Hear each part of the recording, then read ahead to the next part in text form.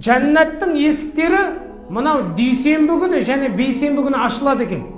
Jannattың есіктері. Дүйсенбі күн, бейсенбі күн ашылады екен. Алла Тағалаға серік қоспаған және де Алла Тағала серік қоспаған барлық мұсылмандарды Алла Тағала кешіреді екен. Дүйсенбі күн және бейсенбі күн. Пайғамбарымыз саллаллаху алейхи сол күні ораза ұстамай ма, иә? Сол күні жәннаттың қақпалары ашылып, Алла Тағала өзіне серік қоспаған барлық мұсылманды кешіреді екен. Бірақ бір мұсылманды кешірмейді. Ол кім?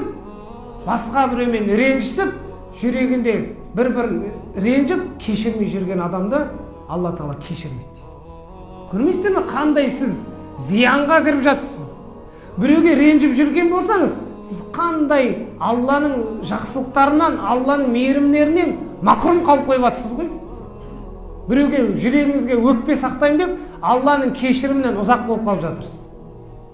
Алла Тағала әр дүйсенбі мен бейсенбі күні құлдарын кешіріп жатқан кезде, сіз мақрұм боласыз да кешірмей қаласыз. Оның амалын дейді, Алла Тағала ол екеуі достасамын дегенше, оның амалдары Алла Тағаланың алдында тоқтап тұрады екен, қабыл алмайды екен. Ол қашан екеуі табысады, сол кезде оның амалдарын қабылдайды, Алла Тағала қабыл етеді. Оған дейін сіздің амалдарыңыз Алланың алдында, Алланың құзырында қабыл болмай тұрады. Алла Тағала қайтарып жібереді екен.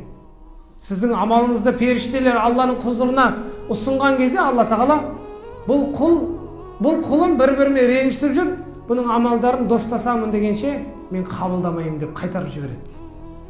Көрмейсіз бе, біз қандай зиянға кіріп жатырмыз? Біреуді кешірмеу, біреуден кешірім сұрамаған үшін. Рамазан айында Алла Тағаланың мейірімінен қалып қоямыз.